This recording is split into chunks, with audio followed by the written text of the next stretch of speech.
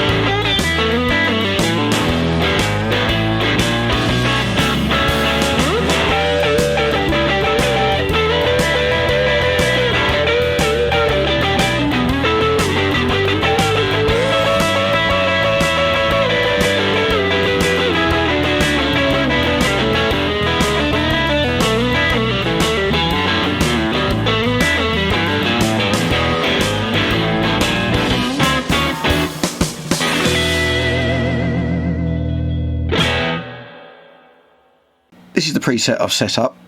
Now the first thing I'll show you is what the my capture of the SSS Steel String Singer Supreme rather pedal sounds like. So I've got, that's the capture I did of it with a 112 built-in cabinet and a spring reverb. So this is it on its own.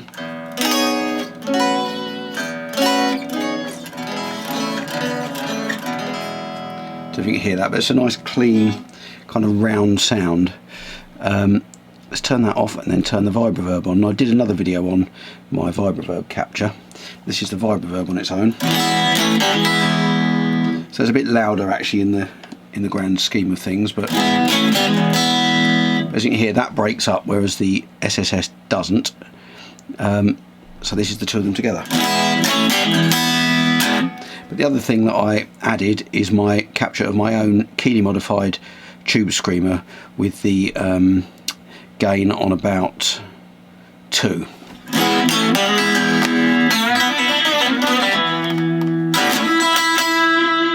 So it sounds to me like that's what he's using.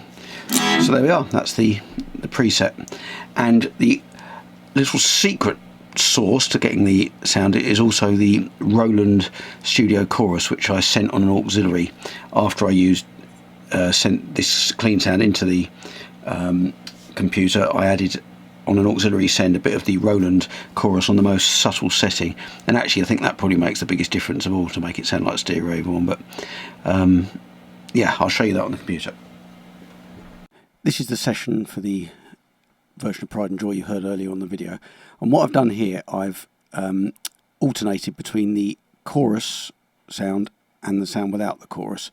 And the way I get the chorus sound, I'll play it to you now. You can't really hear it in stereo. So the reason I've done it this way is I'm going to record the stereo separately, because these screen records only work in mono, and I'm going to overlay the sound of the stereo recordings. It makes a huge difference in stereo.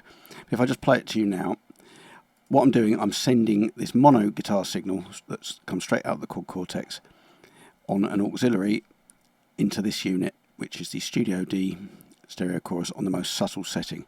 So this is what it sounds like in mono, but you'll hear it in glorious stereo in a minute when I overlay it and play the track. So this is how it sounds. And that second one is without, but you can't hear it fully until I do the stereo version. So that's basically what it is. It's on the most subtle setting, and it's alternating between the two. So what I'm going to do now is I'm going to start the session right back at the start, and I'm going to overlay the proper audio so you can hear the full stereo effect. And if you watch the screen, when it's in orange here, that's the chorus sound, and that's it without the chorus. And I think you'll hear it makes a huge difference. And I've taken the bass and drums out at the end here so you can hear the difference of the guitar just on its own. So here we go.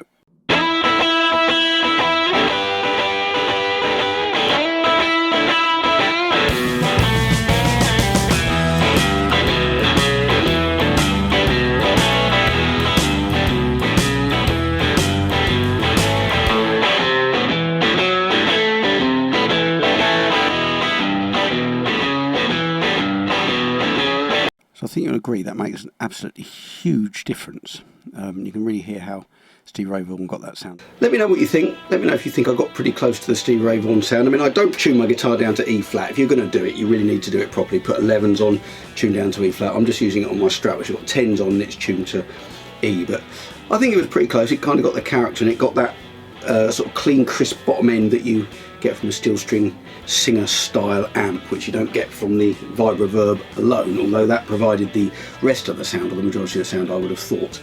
Anyway, I hope you enjoyed the video. Please hit subscribe, hit like, and I'll see you on the next video.